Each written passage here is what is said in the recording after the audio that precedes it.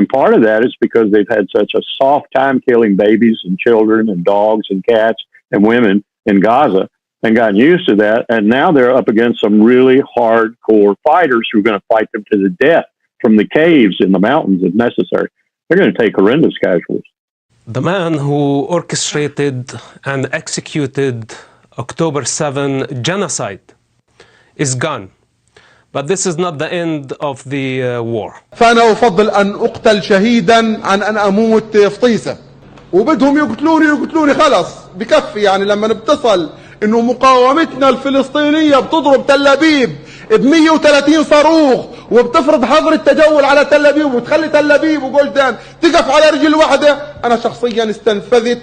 Major development in the Middle East. Israeli forces have killed the head of Hamas, Yahya Sinwar. Sinwar was the architect of the October 7th horrific terror attack. Taking him out was one of the main goals of Israel's war with Hamas. He was believed to be hiding deep inside Gaza's tunnels. But 24 hours ago, an Israeli military drone looking for suspects after a firefight spotted Sinwar on the third floor of a residential building sitting in the midst of the rubble. Shortly after that, a sniper took him out. It wasn't until this morning that he was identified as the chief of Hamas, first by sight and then by DNA. Today, the mastermind of this day of sheer evil is no more. Yahya Sinwar is dead. He was killed in Rafah by the brave soldiers of the Israel Defense Forces. While this is not the end of the war in Gaza, it's the beginning of the end. To the people of Gaza, I have a simple message. This war can end tomorrow. It can end if Hamas lays down its arms and returns our hostages. Hamas is holding 101 hostages in Gaza who are citizens of 23 countries, citizens of Israel, but citizens of many other countries. Israel is committed to doing everything in our power to bring all of them home. And Israel will guarantee the safety of all those who return our hostages. But to those who would harm our hostages, I have another message. Israel will hunt you down and bring you to justice. The axis of terror that was built by Iran is collapsing before our eyes. Nasrallah is gone.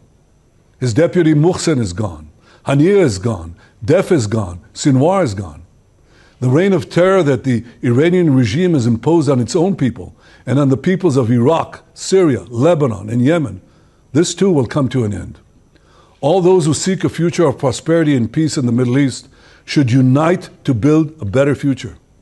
Together, we can push back the forces of darkness and create a future of light and hope for all of us. The man who orchestrated and executed October 7 genocide is gone. But this is not the end of the war. And my eyes are on Tehran, the head of the snake. As long as Ayatollah, the one who sent thousands of Iranian children to sweep minefields as a strategy, the same one who has sacrificed Gaza, Lebanon, Yemen, and he's willing to sacrifice the entire world for his political ambition, as long as he's still alive, we are going to have a problem in the Middle East. Today is not a day to celebrate.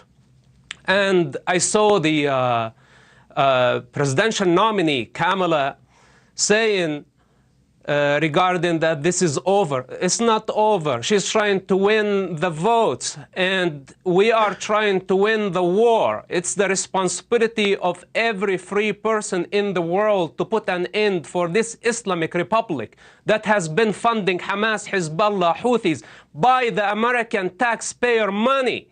It's insanity. Everybody is escaping the responsibility. And now we don't have Sinwar in Gaza. Most of Hamas is destroyed. So why don't we pressure the Egyptian army to go into Rafah? If Israel cannot go into Rafah without huge civilian casualty, why don't we send the Egyptian army? We have been funding the Egyptian army $1.5 billion annually.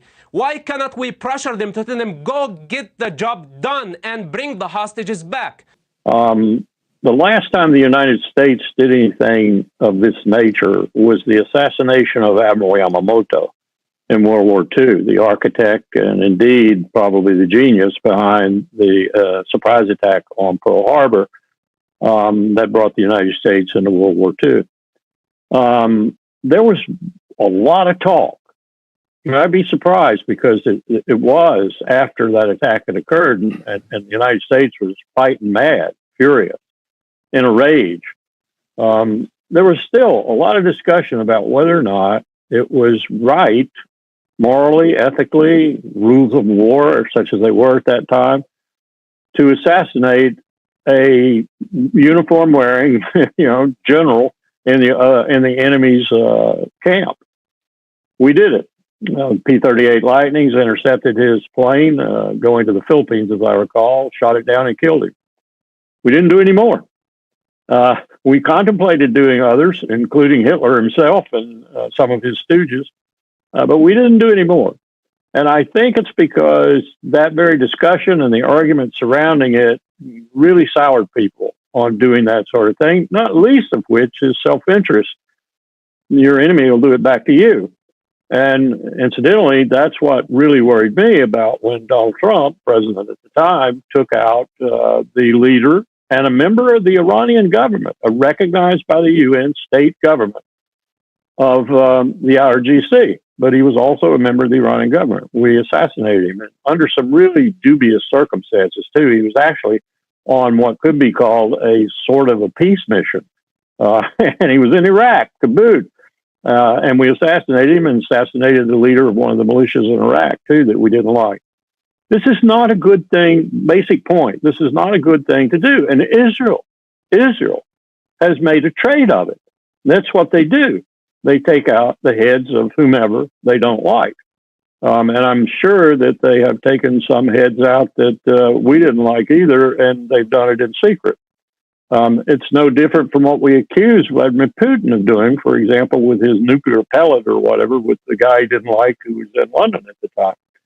This is not a good practice for states, especially big states that say they believe in international humanitarian law and international law in general, including international criminal law, to be doing. Of course, it's not. There's a lot more left where that came from. But it is indicative of that sort of effort because we cannot stop them. And they keep doing damage. The Port of Eilat, for example, partly, if not largely due to the Houthi action in the Red Sea, is bankrupt. I'm told it's a ghost town now. And a lot of the rest of Israel is bankrupt now, too, for a number of reasons. But the Houthis are tough people. I used to, as a major and a captain in the U.S. Army, at one point I was training a lot of Arab states, but Yemen in particular, and their soldiers. And I got to say that some of the toughest dudes I ever met in my life, and they're proving it right now. They are holding at bay for all practical purposes, like insurance, like the ability to get cargo through the Red Sea, and being very particular about it. If they like you, they don't attack your ship. If they don't like you, or if you're supporting Israel outright, they do attack your ship. And we're hurling everything we can possibly hurl at them, and they keep on coming. That, after having held off little Sparta, the UAE, and Saudi Arabia in condominium, so to speak, coalition that was mercilessly attacking them with our intelligence, our bombs, and our aircraft. And even more complicity than that. So these are tough people. I have to admire them. As a military professional, I have to admire them. They are holding several different entities that want to destroy them at bay, if not, in some respects, defeating them. And in this case, with regard to the Israelis, they're adding to the axis of resistance, as it were, and they're giving them a multi-front war that just might bring Israel to the brink. And some people would say Hezbollah is Iran and vice versa. I don't say that. Nasrallah was never Iran's puppet, never. We may have forced Hezbollah on the battlefield to become Iran's puppet now, which is another tragic development because Hezbollah was actually doing what a lot of organizations that first start out as terrorist organizations do. It was morphing into a political entity. That's what Jamaat al-Islamiyah did in Southeast Asia. They are now coming in from the forest, if you will, and being forgiven and being incorporated in the political process. That's what the Muslim Brotherhood did, one wing of it anyway. One could say that Erdogan sprang from the Muslim Brotherhood. So that was a tragic development that Israel caused by killing Nasrallah. And now they're going to pay for it, as you just indicated, and I'm hearing they're paying for it dearly. When you parse a battlefield today, especially a battlefield like Israel is on right now, with interior lines, with some of the most sophisticated, if not the most sophisticated for a small country, medical evacuation procedures and surgeons and doctors, both on the battlefield itself and back in Israel, and the minimal time you have to, most often by helicopter or by a fast vehicle, evacuate people, your count to determine the severity of the combat is more inclined to go to WIA, not KIA. Same thing in Afghanistan with American forces, and in Iraq too, 2003 with American forces. What you do is you produce a lot of amputees and a lot of traumatic brain injury and a lot of really terrible wounds, but you save lives. I can't tell you how many times I have heard a soldier badly wounded or a Marine badly wounded say, "Let me bleed out, let me die," because they're looking down knowing they're going to lose their legs and maybe their arms. So the WIA count is far more important than the KIA count in terms of assessing battlefield success or failure. And I'm hearing the WIA count in Lebanon right now is off the charts, reflecting what you just said. Just as in 1978, just as in 1982, just as in 2006, Israel has overestimated, Bibi Netanyahu has overestimated, Yoav Gallant has overestimated the IDF's capability to take on Hezbollah where they are and how they are right now. And part of that is because they've had such a soft time killing babies and children and dogs and cats and women in Gaza and gotten used to that. And now they're up against some really hardcore fighters who are going to fight them to the death from the caves in the mountains if necessary. They're going to take horrendous casualties.